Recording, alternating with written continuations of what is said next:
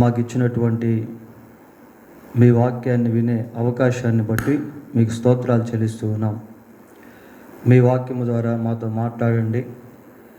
భూమి మీద యాత్రికులముగా పరదేశులముగా ఉన్న మేము మీ వాక్యము ఎంతో అవసరత కలిగి ఉన్నాం కనుక ప్రభువా, మీరే మీ వాక్యము ద్వారా మమ్మను దర్శించమని మా రక్షకుడైన యేసుక్రీస్తు పరిశుద్ధమైన నామంలో ప్రార్థన చేస్తున్నాము తండ్రి, ఆమేన్.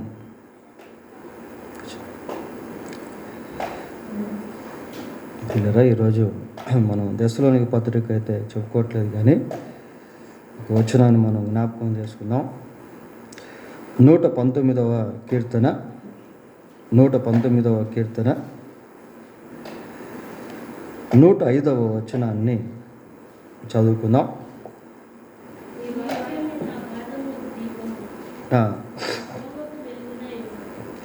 చాలు. నీ వాక్యము నా పాదములకు దీపమును, నా త్రోవకు వెలుగునై ఉన్నది. చాలా ప్రాముఖ్యమైనటువంటి వచనం ఇది. నీ వాక్యము నా పాదములకు దీపము, నా త్రోవకు వెలుగు. సహజంగా మనకి దీపం ఎప్పుడు అవసరము అని అంటే, చీకటిలో ఎక్కడైనా ప్రయాణం చేస్తూ ఉన్నప్పుడు దీపాన్ని తీసుకుని మనం వెళ్తాం. ఒక టార్చ్ లైటో, లేకుంటే ఒక లాంతరో, లేకుంటే ఒక దీపమో, ఇప్పుడున్న బట్టి చూస్తే సెల్ ఫోనో, ఏదో ఒకటి. అంటే చీకట్లో మనం నడిచి వెళ్తూ ఉన్నప్పుడు దీపం అనేటువంటిది మనకు ఖచ్చితంగా కావాలి. ఎందుకు అని అంటే, ఆ త్రోవ మనకు అర్థం కావాలి. మనం నడుస్తున్నటువంటి మార్గం సరిగా ఉందో లేదో అనేది తెలుసుకునేదానికి దీపం మనకు దారి చూపిస్తుంది. దీపం అనేది లేకపోతే we are unable to find the right way. మనం త్రోవను కనుగొనలేం. ఇంకా ఈ దీపం వల్ల మనకు వచ్చే ప్రయోజనం ఏంటి అని అంటే, ఆ మార్గం మధ్యలో ముళ్ళు ఉన్నాయనుకోండి, ఆ మార్గం మధ్యలో రాళ్ళు ఉన్నాయనుకోండి, వాటన్నిటి నుంచి మనం తప్పించుకొని లేక జరిగి పక్కన నుంచి వెళ్ళేదానికి అవకాశం ఉంటుంది. కొన్నిసార్లు పాములు, తేళ్ళు కూడా ఆ మార్గం మధ్యలో ఉంటాయి. కనుక ఈ దీపం అనేది ఏం చేస్తుందంటే, మనం చీకట్లో నడిచి వెళ్తూ ఉన్నప్పుడు మనకు దారిని చూపిస్తూ ఈ అపాయకరమైనటువంటి వాటి నుండి మనల్ని రక్షించేటువంటిదిగా ఉంటుంది. ఇంకా దీపం యొక్క గుణం ఏంటి అంటే, అది భయాన్ని పారదోలుతుంది. మనం చీకటిని చూడంగానే కొన్నిసార్లు భయపడతాం. ఆ చీకట్లో వెళ్ళేదానికి భయపడుతూ ఉంటాం. అదే మన చేతిలో వెలుగు ఉందనుకోండి, లైట్ ఉందనుకోండి, ఆ భయం అనేటువంటిది ఆ లైట్ వెళ్ళగొడుతుంది. So it cast out the fear. భయాన్ని ఆ దీపం అనేటువంటిది వెళ్ళగొడుతుంది. ఇంకా ఆ దీపం వల్ల కలిగే ఉపయోగం ఏంటి అంటే, మనం చేరవలసినటువంటి గమ్యస్థానానికి మనల్ని చేరుస్తుంది. ఈ లోకం ఎలాంటిది అంటే, ఇది చీకటి లోకం.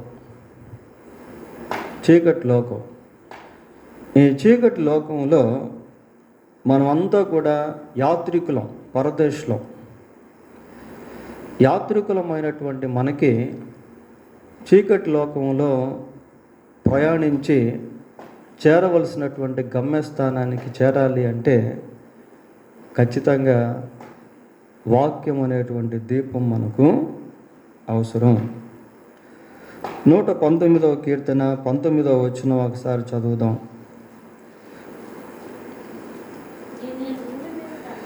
నేను భూమి మీద పరదేశినై ఉన్నాను, నీ ఆజ్ఞలను నాకు మరుగు చేయకుము. నేను భూమి మీద పరదేశినై ఉన్నాను, నీ ఆజ్ఞలను నాకు మరుగు చేయకుము. పరదేశినై ఉన్నాను అంటున్నాడు. పరదేశి అంటే పరాయి దేశం. మన దేశంలో మనకు మార్గాలు తెలిసి ఉంటాయి. ఇప్పుడు మనం అనాస్పూర్లో ఉన్నాం, ఎటు వెళ్ళి ఎటు రావాలో మనకు తెలుసు. ఇది మనం వేరే దేశానికి వెళ్ళినప్పుడు అక్కడ ఎటు పోవాలో ఎటు రావాలో అనేది తెలియదు. కాబట్టి పరదేశిగా మనం ఉన్నప్పుడు we need to have the route map that shows our way, hour destination. మన మార్గాన్ని, గమ్యస్థానాన్ని చూపించేటువంటి రూట్ మ్యాప్ అనేది కావాలి. మనం పరాయి దేశానికి వెళ్ళినప్పుడు ఆ పరాయి దేశంలో మనం వెళ్ళవలసినటువంటి ప్రాంతానికి రూట్ అనేది తెలియలేదనుకోండి, మనం వెళ్ళలేం. రూట్ మ్యాప్స్ అనేవి కావాలి. చాలామంది మన దేశానికి వచ్చినప్పుడు మొట్టమొదటిగా ఏం చేస్తారు అంటే రైల్వే స్టేషన్స్లోనే రూట్ మ్యాప్స్ అమ్ముతారు. మనం చెన్నై పట్టణానికి వెళ్ళామనుకోండి, అక్కడ రూట్ మ్యాప్స్ ఉంటాయి. ఆ రూట్ మ్యాప్స్ పలానా సెయింట్ థామస్ మౌంట్కి వెళ్ళాలి, పలానా ఎయిర్పోర్ట్కి వెళ్ళాలి, లేకుంటే పలానా మెరీనా బీచ్కి వెళ్ళాలి అనేవి ఆ రూట్ మ్యాప్లో మొత్తం క్లియర్గా రాస్తుంటారు. దాన్ని బట్టి విదేశీయులు ఏం చేస్తారు అంటే ఆ ప్రాంతాలకు వాళ్ళు వెళ్తూ ఉంటారు.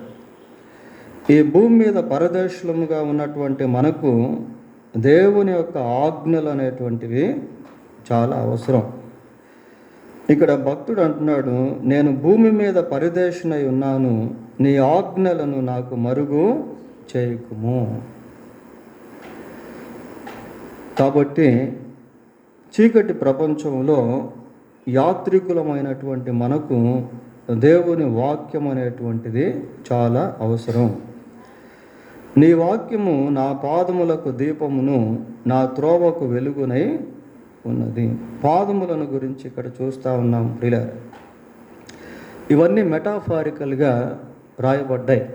అంటే మనం అక్షరానుసారముగా కాకుండా ఉపమానాలంకారముగా, ఆత్మ సంబంధంగా వాక్యాన్ని ధ్యానించాలి. పాదములను గురించి ఆలోచన చేస్తే చూడండి, సామెతల గ్రంథం 1వ అధ్యాయము 16వ వచనం చదువుదాం. కీడు చేయుటకై వారి పాదములు పరుగెత్తును, నరహత్య చేయుటకై వారు త్వరపడుచుందురు. కీడు చేయుటకు పరుగులెత్తే పాదాలు, కీడు చేయుటకు పరుగులెత్తే పాదాలు ప్రియులారా. చూడండి, లోకంలో ఎంతో కీడు అనేటువంటిది మనుషుల ద్వారా జరుగుతూ ఉంది. మేలు చేసేటువంటి వారికి కూడా కీడు చేసేటువంటి వారు ఉన్నారు. ఎన్నో అరాచకాలు, దొంగతనాలు, మోసాలు, దౌర్జన్యాలు ఇవన్నీ లోకంలో మనం చూస్తూ ఉన్నాం ప్రియులారా. నరహత్య చేయుటకు వారు ఏందట పరిగెత్తుతున్నారట ప్రియులారా.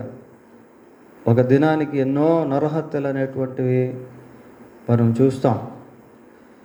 కనుక ఈ పాదాలు ఏంటి అంటే కీడు చేయుటకు పరుగులెత్తేటువంటి పాదాలు. ఇంకా సామెతల గ్రంథం 5వ అధ్యాయము 6వ వచనం చదువుదాం. అది జీవ మార్గమును ఏమాత్రమును విచారింపదు, దానికి తెలియకుండానే దాని పాదములు ఇటు అటు తిరుగును. దానికి తెలియకుండానే దాని పాదములు ఇటు అటు తిరుగును. ఇది జారత్వానికి సంబంధించినటువంటి విభాగము ప్రియులారా. లోకములో శరీర ఆశల చేత కోట్ల కొలది ప్రజలు కొట్టుకొని పోతూ ఉన్నారు. జారత్వములో, వ్యభిచారములో, శరీర సంబంధమైనటువంటి మాలిన్యములో, పాపముల్లో ప్రజలు కోకొల్లలుగా కొట్టుకొని పోతూ ఉన్నారు. దాని పాదములు ఇటు అటు తిరుగును. ఇటు అటు అనేటువంటి ఆ పదాలు ఎలాంటివి అంటే చంచలమైనటువంటి స్థితి, నిలకడ లేనటువంటి స్థితి, స్థిరత్వం లేనటువంటి స్థితి.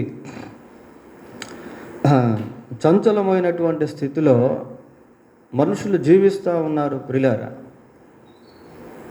చాలామంది అసలు ఎందుకు జీవిస్తున్నారో కూడా వాళ్ళకు తెలియదు. చాలామంది చనిపోయిన తర్వాత ఎక్కడికి వెళ్తారో కూడా తెలియదు. చాలామందికి అర్థం కానటువంటి జీవితాలను జీవిస్తూ ఉంటారు. గురి లేనటువంటి జీవితాలను జీవిస్తూ ఉంటారు. చంచలమైనటువంటి జీవితాలను జీవిస్తూ ఉంటారు. కనుక ఈ ఇటు అటు అనేటువంటిది అస్థిరత్వానికి సంబంధించినదిగా మనం చూడవచ్చు ప్రియులారా.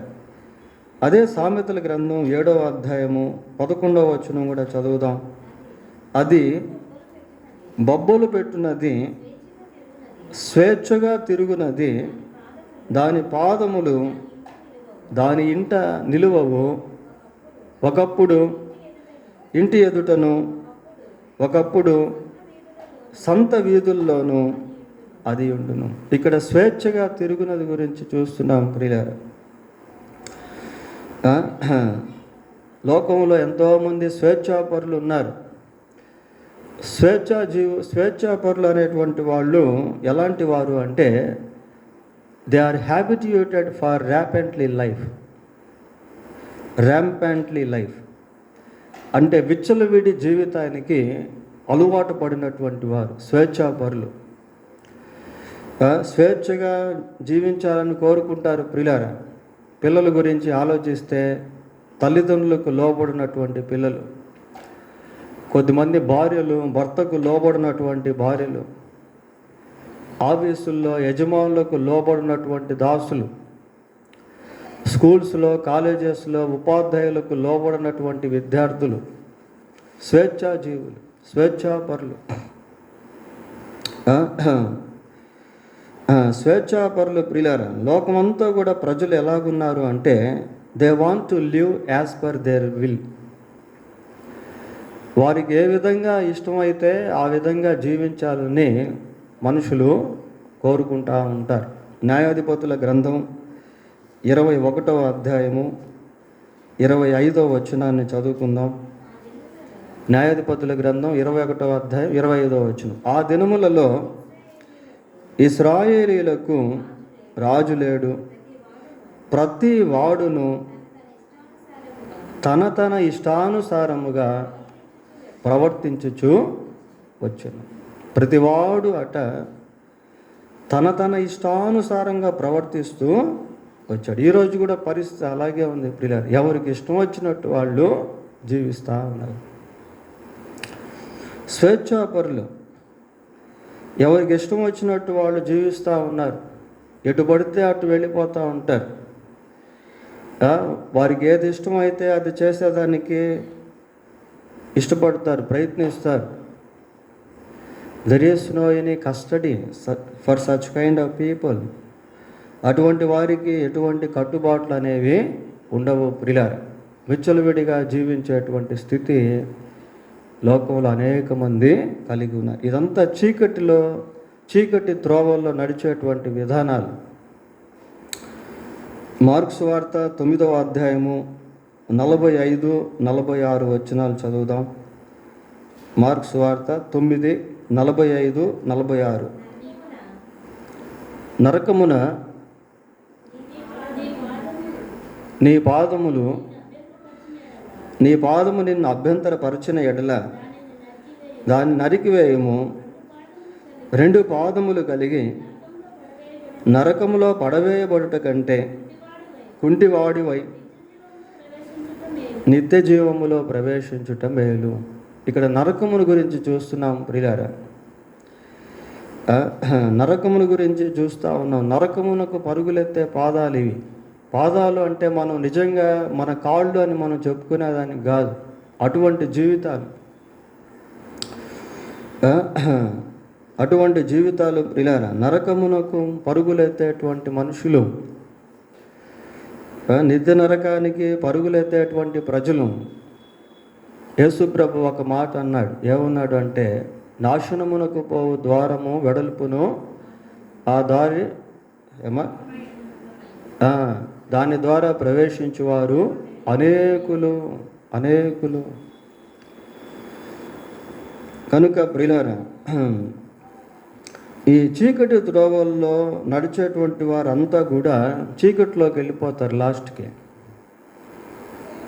పాపంలో జీవించేటువంటి వారందరూ కూడా ఆ నిత్య నరకానికి వెళ్ళిపోతారు ప్రియులారా. ఇక్కడ మనం ఏమని చదువుకుంటాం? నీ వాక్యము నా పాదములకు దీపమును, నా త్రోవకు వెలుగునై ఉన్నది. దేవుని వాక్యం ఎలాంటిది అని అంటే అది వెలుగుతో పోల్చబడింది, దీపముతో పోల్చబడింది. అదే 119వ కీర్తన 130వ వచనం చదువుకుందాం. నీ వాక్యములు వెల్లడి అగుట తోడనే వెలుగు కలుగును, అది తెలివి లేని వారికి తెలివి కలిగించును. తెలివి లేని వారికి తెలివి కలిగిస్తుంది ప్రియ. లోకంలో ఎందుకు మనుషులు పశుప్రాయులుగా, భయంకరులుగా, క్రూరులుగా, తిరుగుబాటు చేసేటువంటి వారిగా, మూర్ఖులుగా, మొండివారుగా, ధనాపేక్షలుగా, కీడు చేసేటువంటి వారిగా, వివిధ రకాల అపవిత్రతలో, పాప సంబంధమైనటువంటి స్థితిలో జీవించేవారిగా ఉన్నారు అంటే వారికి ఆ వివేచన, జ్ఞానము, తెలివి అనేటువంటిది లేదు. లోక సంబంధమైనటువంటి విషయాల్లో తెలివితేటలు ఉన్నాయి, కానీ ఆత్మ సంబంధమైనటువంటి విషయాల్లో తెలివితేటలు అనేటువంటివి లేవు ప్రియులారా. అనేక కుటుంబాలు కూలిపోయేదానికి కారణం ఏంటి అంటే తెలివి లేకపోవటం, జ్ఞానం లేకపోవటం. జ్ఞానవంతురాలు తన ఇల్లు కట్టుకొనును, మూఢురాలు తన చేతులతో తన ఇంటిని ఇల్లు ఊడబెరుకొను. వివేకము లేని సుందర స్త్రీ పంది ముక్కున ఉన్న బంగారు కమ్మి వంటిది. సుందర స్త్రీయే, కానీ ఏం లేదు, వివేకం లేదు ప్రియులారా. అందం మోసకరం, సౌందర్యం వ్యర్థము. కనుక ఈ జ్ఞానము, తెలివి, వివేచన ఇవి మనిషికి ఎప్పుడైతే ఉంటాయో వారు మంచివారిగా జీవిస్తారు ప్రియులారా, మేలు చేసేటువంటి వారిగా జీవిస్తారు. ఇక్కడ ఏమని చదువుతున్నాం? నీ వాక్యము వెల్లడి అగుడ తోడనే వెలుగు కలుగును, అది తెలివి లేని వారికి తెలివి కలిగించును, పుట్టించును. తెలివినిస్తుంది ప్రియులారా. యెహోవాయే జ్ఞానమిచ్చువాడు, తెలివియు వివేచనయు ఆయన నోట నుండి వచ్చును. కనుక దేవుని వాక్యం ఎక్కడైతే ప్రకటించబడుతుందో అక్కడ వెలుగు కలుగుతుంది. దేవుని వాక్యం ఎక్కడైతే ప్రకటించబడుతుందో అక్కడ తెలివి లేనటువంటి వారికి తెలివిని కలిగిస్తుంది ప్రియులారా. యోబు గ్రంథం 23వ అధ్యాయము, యోబు గ్రంథం 23వ అధ్యాయము 11వ వచనం చదువుకుందాం. నా పాదములు ఆయన అడుగుజాడలు విడువక నడిచినవి, నేను ఇటు అటు తొలగక ఆయన మార్గమును అనుసరించి తిని. చూడండి ప్రియులారా, ఇందాక మనం చదువుకున్నటువంటి వాక్యాలకు ఈ వాక్యము ఎంతో భిన్నముగా కనబడతా ఉంది. ఏమని చూస్తున్నాము ఇక్కడ అని అంటే, నా పాదములు ఆయన అడుగు జాడలను విడువక నడిచెను. ఇవి కీడు చేయుటకు పరుగులెత్తే పాదాలు కావు. ఈ పాదాలు ఏంటి అంటే ఆయన అడుగుజాడలను అనుసరించేటువంటి పాదాలు. కాబట్టి నేను ఇటు అటు తొలగక ఆయన మార్గమును అనుసరించి, ఇటు అటు లేదు, చంచలత్వం లేదు, విచ్చలవిడితనం లేదు. యోబుని గురించి మనం ఆలోచన చేస్తే, యోబు తన జీవితానికి కొన్ని ఆత్మీయ హద్దులు అనేటువంటివి ఏర్పాటు చేసుకున్నాడు. భార్య దూషిస్తూ ఉన్నప్పటికీ ప్రతిదూషణ చేయట్లేదు, బాధ భరిస్తూ ఉన్నప్పటికీ దేవుణ్ణి దూషించట్లేదు, ఇతరులను నిందించట్లేదు ప్రియులారా. So he arranged some spiritual boundaries around him. తన చుట్టూ కొన్ని ఆత్మ సంబంధమైనటువంటి హద్దులను యోబు ఏర్పాటు చేసుకున్నాడు. నా కన్నులతో నిబంధన చేసుకుంటే నీ కన్యకను నేను ఎలాగూ చూచుదును. సూర్యచంద్ర నక్షత్రాలను గురించి మాట్లాడతాడు.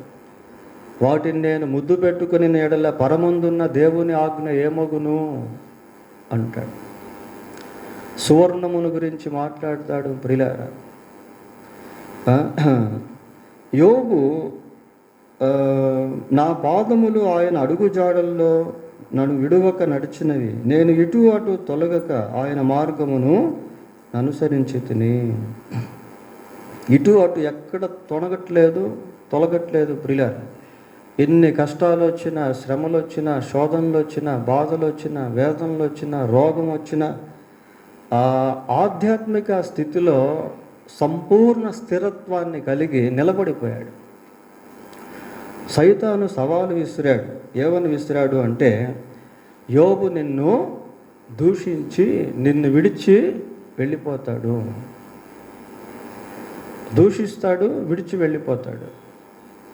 కానీ యోబు ఎక్కడ కూడా దేవుణ్ణి దూషించలేదు, దేవుణ్ణి విడిచి వెళ్ళలేదు ప్రియులారా. ఎందుకు అంటే యోబు అంత స్థిరత్వాన్ని దేవుని మార్గంలో ఏర్పాటు చేసుకున్నాడు.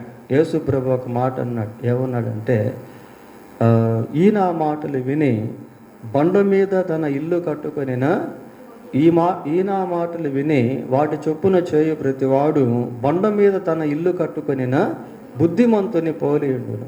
వాన కురుసెను, వరదలు వచ్చెను, గాలి విసిరి ఆ ఇంటి మీద కొట్టెను, కానీ అది పడలేదు. ఈయన మాటలు విని వాటి చొప్పున చేయు ప్రతివాడు. కనుక యోబు తన జీవితాన్ని దేవుని యొక్క అడుగుజాడల్లో నడిపించుకున్నాడు ప్రియులారా. 40వ కీర్తన 2వ వచనం కూడా చదువుదాం. 40వ కీర్తన 2వ వచనం.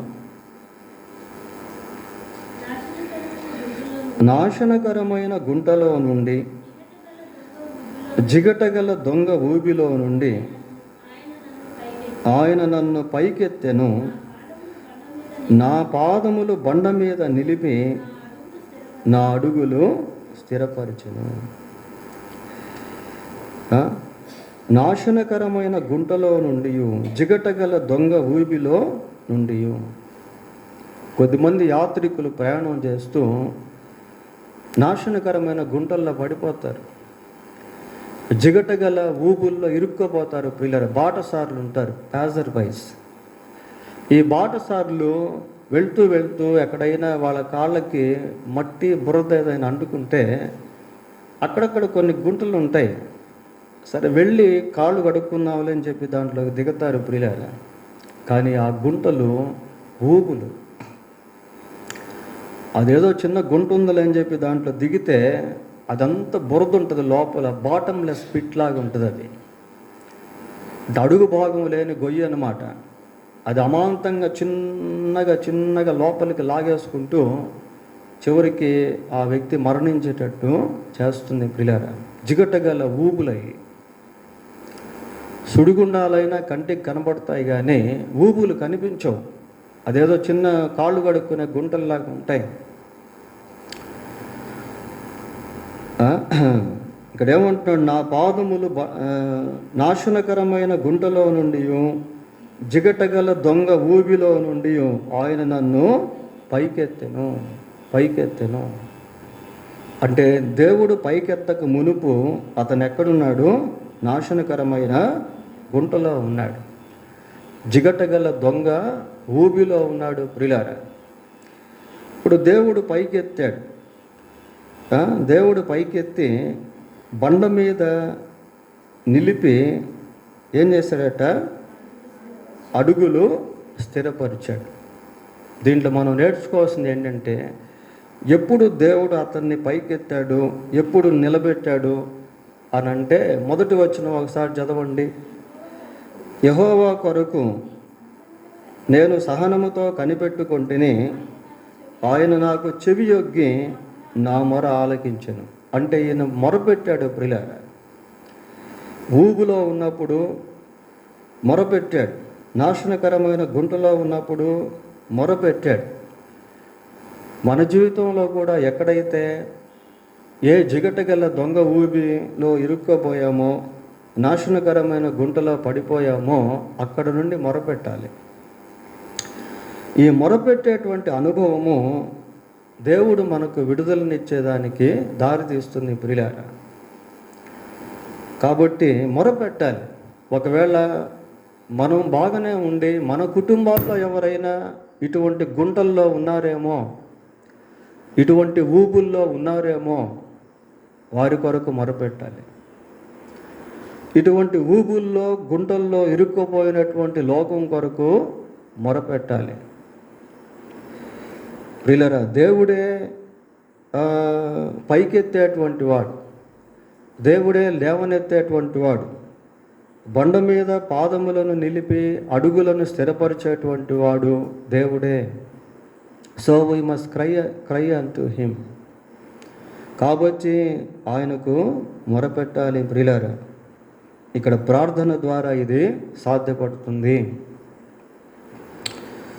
119వ కీర్తన 1వ వచనం చదువుకుందాం. యెహోవా ధర్మశాస్త్రమును అనుసరించి నిర్దోషముగా నడుచుకొనువారు అని చూస్తున్నాం ప్రియులారా. నడుచుకొనువారు ధన్యులు. ఏ విధంగా అట? నిర్దోషముగా నడుచుకునేటువంటి వారు ధన్యులు. నిర్దోషముగా నడుచుకొనుట.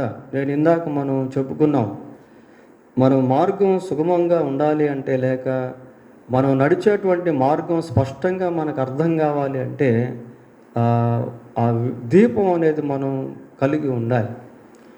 ఇక్కడ దీపం ఏంటి అంటే యెహోవా చదవడము ధర్మశాస్త్రము ప్రియులారా. The law of God is the light of God. ధర్మశాస్త్రము అనేటువంటిది దీపం లాంటిది. యెహోవా ధర్మశాస్త్రమును అనుసరించి నిర్దోషముగా నడుచుకొని వారు ధన్యులు. నడుచుకొని వారు ధన్యులు. నిర్దోష జీవితంలో ధన్యత అనేది ఉంది.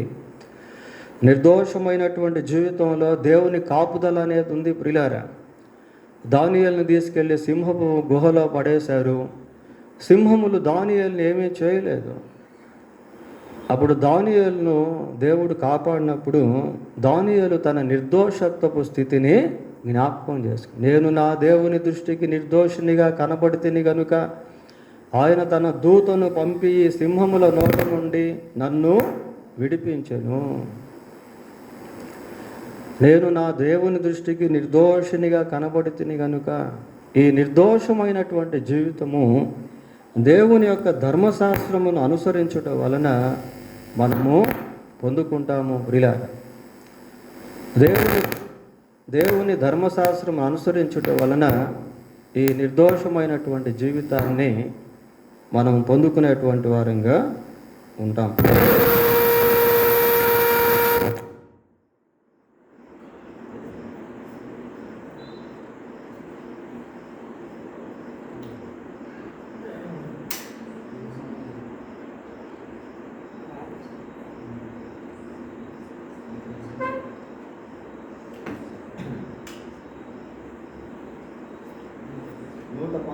కీర్తన 2వ వచనం కూడా చదువుతున్నాం.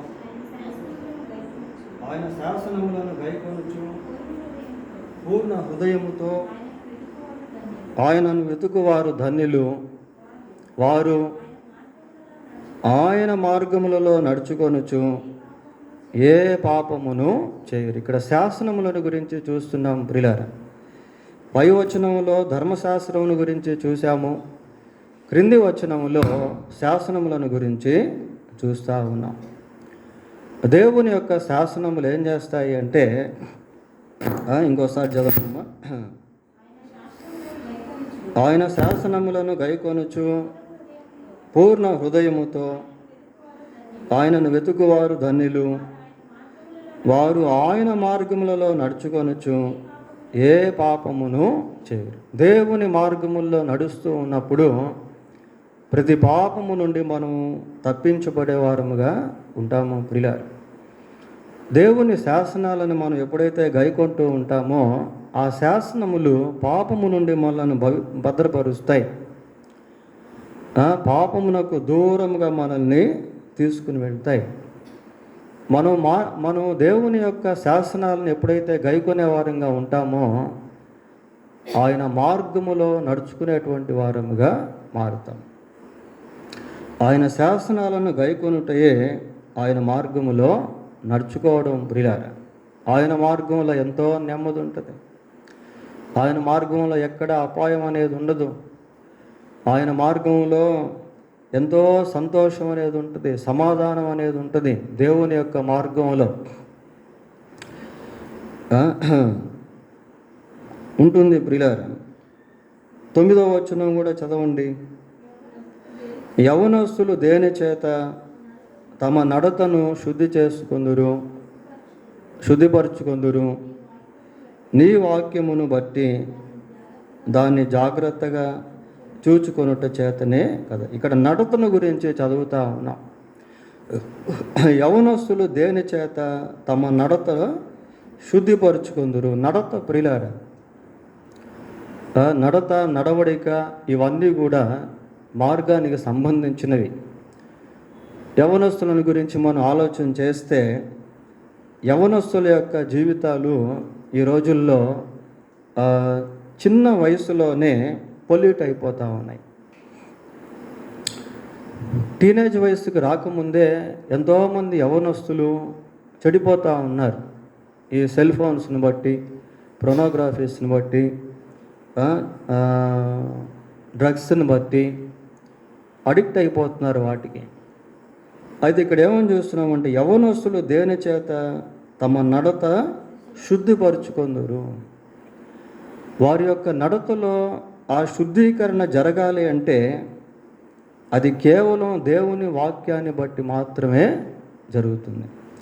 అందుకే అక్కడ ఆ మాట మనం గమనించినప్పుడు చూడండి, ఒక మాట చదువుతాం. ఏంటంటే, నీ వాక్యమును బట్టి దాన్ని జాగ్రత్తగా చూచుకొనుట చేతనే అంటే ఇంకా there is no another option, ఇంకొక అవకాశం అనేది లేదు. చూచుకొనుట చేతనే కదా అంటే అదే అవకాశం ప్రియులారా, ఇంకొక ఆప్షన్ అనేటువంటిది లేదు. కనుక యవనస్తులు కూడా మరి దేవుని యొక్క వాక్యము క్రిందకి వస్తే వారు పరిశుద్ధపరచబడి పరిశుద్ధంగా పవిత్రంగా జీవిస్తారు. నీ వాక్యము నా పాదములకు దీపమును, నా త్రోవకు వెలుగునై ఉన్నది. 104వ వచనం కూడా చదువుకుందాం. నీ ఉపదేశము వలన నాకు వివేకము కలిగెను, తప్పు మార్గములన్నీ నాకు అసహ్యములాయి. చాలా శ్రేష్టమైన మాట ప్రియులారా. ఒక వ్యక్తి తాగుని అసహించుకోవాలి అంటే అది చిన్న విషయం కాదు. అది ఆకర్షిస్తూ ఉంటుంది ప్రియులారా. దాన్ని అసహించుకోలేడు. ఒకవేళ అది అసహ్యకరంగా ఉన్నట్టు అది ఏదైనా సరే, అడల్టరీ అయినా, డ్రంకన్నెస్, తాగుడైనా, అది ఏ దుర్వ్యసనమైనా సరే వాటికి బానిసలైనటువంటి వారు వాటిని అసహించుకోలేరు. అది అసహ్యం అని తెలుసు, కానీ వాళ్ళు దాన్ని అసహించుకోలేరు పిల్లలు. దాన్ని ఇష్టపడేటువంటి వారిగా ఉంటారు, దాన్ని కోరుకునేటువంటి వారిగా ఉంటారు. ఎంత వాళ్ళని కట్టిపెట్టినా వదిలితే మళ్ళీ అక్కడికి వాళ్ళు వెళ్ళిపోయేటువంటి వారిగా ఉంటారు. అంత అట్రాక్షన్ దాంట్లో ఉంటుంది. ఒకసారి మనం అట్రాక్షన్స్ ఫర్ డిస్ట్రక్షన్ అని ఒక మెసేజ్ మనం ఇక్కడ చెప్పుకున్నాం, సంఘం లోకంలోనికి అని. దాంట్లో ఉంటాయి కొన్ని పాయింట్స్ ప్రియులారా. ఇది ఇక్కడ ఏమని చదువుతున్నాము అంటే, నీ ఉపదేశము వలన నాకు వివేకము కలిగెను. వివేకం వచ్చేసింది. నీ ఉపదేశము వలన నాకు వివేకము కలిగెను, తప్పు మార్గములన్నీ నాకు అసహ్యం అయిపోయింది. ఒక ఆయన బాగా చుట్ట తాగేవాడు ప్రియులారా. ఆయన దేవుని నమ్ముకున్నాడు, కానీ చుట్ట మాత్రం మానట్లేదు. రోజు వెళ్తున్నాడు, ప్రార్థన చేసుకోవడం, చుట్ట తాగేసి మళ్ళీ రావడం, ఇదే జరుగుతూ ఉంది. ఒకరోజు ప్రార్థన చేస్తూ ఉంటే ఆ చుట్టం మీద అతనికి అసహ్యం కలిగింది. ప్రార్థన చేస్తున్నా, ప్రభువా ఈ నోటితో నేను ప్రార్థన చేస్తున్నా, ఇదే నోటితో పొగ త్రాగుతూ ఉన్నాను, దీన్ని జయించలేకపోతున్నాను, ఇది నన్ను జయిస్తూ ఉంది, నాకు సహాయం చేయండి అని అడుగుతూనే ఉన్నాడు ప్రియులారా. అడుగుతూ ఉంటే దేవుడు ఒకరోజు అతనికి జయం ఇచ్చాడు. ఇంకా ప్రార్థన చేశాడు, చుట్ట మీద అసహ్యం కలుగుతూ ఉంది, జోబిలో చుట్టు ఉంది, దాన్ని చేత్తో పట్టి తీసుకునేదానికి కూడా ఇష్టపడలేదు. ఒక 2 పుల్లలు తీసుకొని నైస్గా ఆ చుట్టను తీసి ఇసిరి కొట్టేశాడు. దాన్ని చేత్తో పట్టుకునేదానికి కూడా ఇష్టపడలేదు, అంత అసహ్యం కలిగింది దాని మీద. కొద్దిమంది ఏమంటారంటే, తప్పిపోయిన కుమారుడు తిరిగి తండ్రి దగ్గరికి వస్తూ ఉంటే పందులు వెంటపడ్డాయట ప్రియులారా. బైబిల్లో లేదు కానీ బయట అంటారు మామూలుగా, పందులు వెంటపడ్డాయంట. తన తండ్రి దగ్గరికి వెళ్తూ ఉంటే ఆ పందుల్ని అసహ్యించుకుని ఒక్కో దాన్ని కాలుతో తన్ని అక్కడి నుంచి పరుగు తీశాడట ప్రియులారా. అంటే అసహ్యత అనేటువంటిది వచ్చేస్తుంది. ఆ పాప సంబంధమైనటువంటి విషయంలో అసహ్యత అనేది వచ్చేస్తుంది. అగస్టిన్ ఎంతో వ్యభిచార సంబంధమైన జీవితాన్ని జీవిస్తూ వచ్చాడు. మారు మనసు పొందిన తర్వాత ఆ వీధిలో వెళ్తూ ఉన్నాడు. అంతకుముందు అతనికి ఒక అమ్మాయి పరిచయం అయింది. ఆ అమ్మాయి అనుకుంటా ఉంది, అగస్టిన్ ఇక్కడికి మా ఇంటికి వస్తాడు ఈరోజు అనుకుంటా ఉంది. అగస్టిన్ నా ఇంటికి రాకుండా క్రాస్ అయిపోయి వెళ్ళిపోతూ ఉన్నాడు. క్రాస్ అయ్యి వెళ్ళిపోతూ ఉంటే ఆ అమ్మాయి అక్కడి నుంచి చూసి ఏముంటుందంటే, అగస్టిన్ ఐయామ్ షీ అంట. నేను ఆమెను పేరు చెప్పట్లేదు, నేను ఆమెను అంటుంది. అప్పుడు ఆయన తిరిగి ఏమన్నాడంటే, I know that you or she but I'm not he అన్నాడు. నువ్వు ఆమెవని నాకు తెలుసు, కానీ నేను ఇప్పుడు ఆయనను కాను అన్నాడు. నువ్వు ఆమెవని నాకు తెలుసు, నేను ఇప్పుడు ఆయనను కాను. అసహ్యం వచ్చేసింది ప్రియులారా. పోతే చివరిగా ఇందాక మనం ఒక మాట చెప్పుకున్నాం, ఏంటి అంటే కొన్ని మార్గాలు చివరికి నిత్యనాశనానికి నడిపించేస్తాయి. Final destination is most important for everyone. ప్రతి మనిషికి గమ్యస్థానం అనేటువంటిది చాలా ప్రాముఖ్యం ప్రియులారా. అంటే అంతిమ గమ్యం. ఎవరు ఎన్ని దేశాలకు తిరిగినా ఒకరోజు లోకాన్ని విడవాలి. కానీ లోకాన్ని విడిచిన తర్వాత ఇంకొక దేశం అనేది ఉంది. అది పరలోకమా నరకమా? ఇందాక నరకం గురించి మనం చూసాం. ఇప్పుడు పరలోకానికి వెళ్ళాలి అంటే దానికి కూడా దేవుని వాక్యమే కావాలి ప్రియులారా. నీ వాక్యము నా పాదములకు దీపమును, నా త్రోవకు వెలుగునై ఉన్నది. లూకా సువార్త 24వ అధ్యాయం 44వ వచనం చదువుదాం. అంతటా ఆయన మోషే ధర్మశాస్త్రములోను ప్రవక్తల గ్రంథములోను కీర్తనలలోను నన్ను గూర్చి రాయబడినవన్నీ నెరవేరువలెనని నేను మీ వద్ద ఉండినప్పుడు చాలు. ఇక్కడ యేసు ప్రభు మాట్లాడుతున్నాడు ప్రియులారా. యేసు ప్రభువుని గురించి ఎక్కడెక్కడ రాస్తున్నారట? మోషే ధర్మశాస్త్రము అంటే పంచకాండాలు ప్రియులారు. దాన్ని మోషే ధర్మశాస్త్రం అంటారు. ఆదికాండం, నిర్గమకాండం, లేవ్యాకాండం, సంఖ్యాకాండం, ద్వితీయోపదేశ కాండం. ఈ 5 కాండాల్లో కూడా యేసుక్రీస్తు ప్రభువుని గురించి రాస్తుంది. నెక్స్ట్ ప్రవక్తల గ్రంథాలు, చిన్న ప్రవక్తలు కానివ్వండి, పెద్ద ప్రవక్తలు కానివ్వండి, ప్రవక్తల గ్రంథాల్లో కూడా యేసుక్రీస్తుని గురించి రాస్తుంది. ఇంకేం చెప్పాడు అక్కడ? కీర్తనల్లో కూడా యేసుక్రీస్తుని గురించి రాయబడింది. అంటే బైబిల్ అంతా కూడా యేసుక్రీస్తుని గురించి ప్రకటిస్తూ ఉంది. యేసు ప్రభు అన్నాడు, లేఖనములలో మీకు నిత్య జీవము కలదని వాటిని ఎతుకుచున్నారు, అవే నన్ను గూర్చి సాక్ష్యం ఇచ్చుచున్నవి. వినుట వలన విశ్వాసము కలుగును, వినుట క్రీస్తును గూర్చిన మాట వలన కలుగును. కాబట్టి ఈ లేఖనాలన్నీ కూడా ఏం చేస్తాయంటే యేసు ప్రభు దగ్గరికి తీసుకెళ్తాయి. The light leads to the light. వెలుగు దగ్గరికి తీసుకెళ్తుంది. ప్రియులారా, నీ వాక్యం నా పాదములకు దీపమును, నా త్రోవకు వెలుగునయును. దేవుని వాక్యం అనే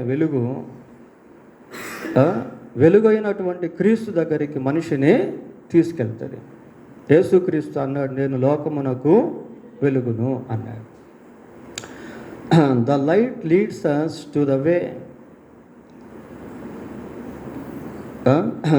సరైన మార్గం దగ్గరికి తీసుకెళ్తుంది. ప్రియులారా, యేసు ప్రభు అన్నాడు, నేనే మార్గమును సత్యమును జీవమునై ఉన్నాను. నా ద్వారా తప్ప ఎవడును తండ్రి యొద్దకు పరలోకమునకు రాలేదు.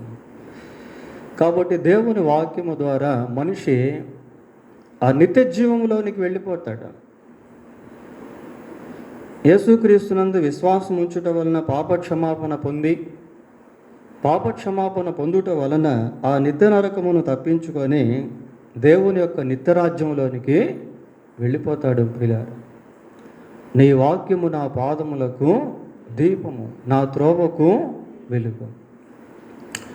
దేవుని వాక్యం మనల్ని దేవుని రాజ్యంలోనికి నడిపిస్తుంది.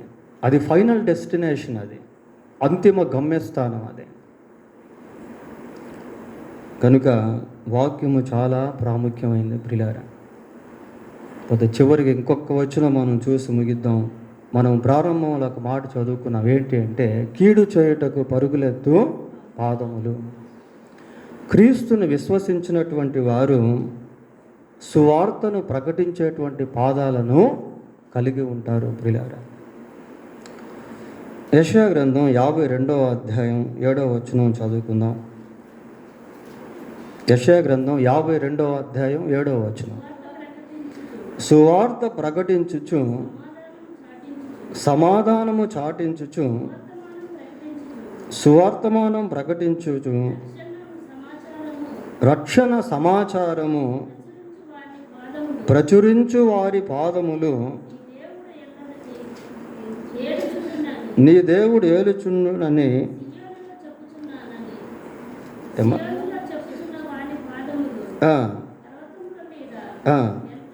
ఎంతో సుందరములై ఉన్నాయి. చూడండి ప్రియులారా, పాదాలకి ఎంత ప్రఖ్యాతి. సువార్త ప్రకటించుచు, సమాధానము చాటించుచు, సువర్తమానం ప్రకటించుచు, రక్షణ సమాచారం ప్రచురించు వాని పాదములు నీ దేవుడు ఏలుచున్నాడని సియోనుతో చెప్పుచున్న వాని పాదములు పర్వతముల మీద ఎంతో సుందరములై. సుందరమైన పాదాలు ప్రియులారా, కీడు చేయుటకు పరుగులెత్తే పాదాలు కాదు, సువార్త ప్రకటించేటువంటి పాదాలు పర్వతం పైన ఎలాగున్నాయట, సుందరమైనవిగా ఉన్నాయి. అటువంటి శ్రేష్టమైనటువంటి స్థితి దేవుని వాక్యము ద్వారా మనము పొందుకుంటాం. దేవుడు తన వాక్యాన్ని దీవించునుగాక. ప్రార్థన చేసుకుందాం.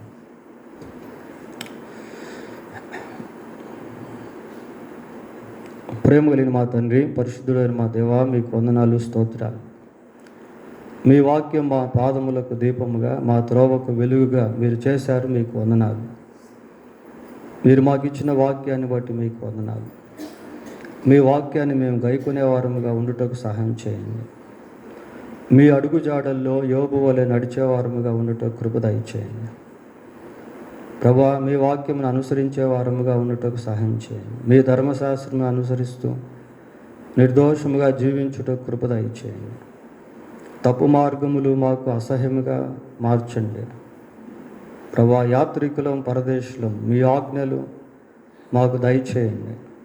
మీ వాక్యం అనే దిక్సూచి చేత మేము లోకమందు నడిపించబడేవారముగా ఉండుటకు కృప దయచేయండి. చీకటి ప్రపంచంలో మీ వెలుగును కలిగిన జ్యోతుల వలె ఉండుటకు కృప దయచేయండి.